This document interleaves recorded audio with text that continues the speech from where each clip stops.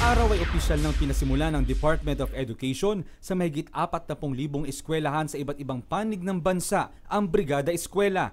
Maaga pa lamang ay nagtipon-tipon na sa opisina ng DepEd ang iba't ibang grupong makikiisa sa Brigada Eskwela at sabay-sabay na nagcaravan patungo sa Lokban Elementary School sa Maynila kung saan ginanap ang isang maliit na programa para sa kick-off ng proyekto.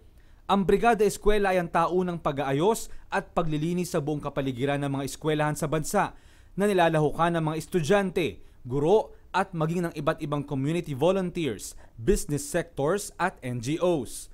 Hindi po ito fundraising. Ito po ay isang paraan para lahat ng Pilipino ay makasama natin sa paghahanap ng solusyon para sa edukasyon. Hindi lamang maghanap ng tanong, hindi lamang maghanap ng batikos. Dagdag ni Secretary Luistro na isa sa tututukan ng DepEd sa taong ito ay ang sanitasyon sa mga eskwelahan, pagpupuno sa kakulangan ng mga guro at maging ng mga silid-aralan. Ayon sa talaan ng Department of Education, mayroong mahigit 700 mga eskwelahan sa buong bansa ang maituturing na highly congested. Ibig sabihin, problema ng kagawaran ang kakulangan sa silid-aralan. Ito naman ang ipinangakong sosolusyonan ng kagawaran ngayong taong ito. Sa taong 2012 at 2013, ipinapangako po ng kagawaran sa pagtulungan sa lahat ng ating mga kasama na ating pong bibigyan ng solusyon ang natitira pang 3 kakulangan ng mga guro, ng mga silid-aralan at saka ng mga sanitation facilities para sa ating mga estudyante.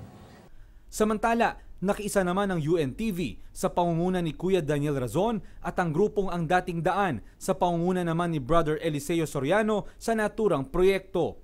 Sabay-sabay na naglinis, nagkumpuni at nagpintura ang mga volunteers ng Ang Dating Daan para mapaganda ang mga silid-aralan. Maganda po sa kalooban po, masarap po sa pakiramdam na makabahagi po sa ganito pong gawain.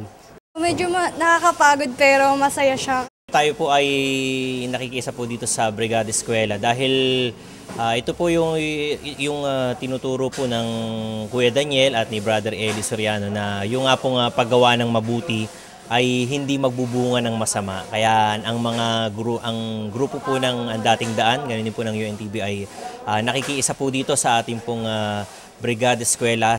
Laking pasasalamat naman ng mga opisyal ng mga paaralan na napagsilbihan ng UNTV at ng grupong Ang Dating Daan.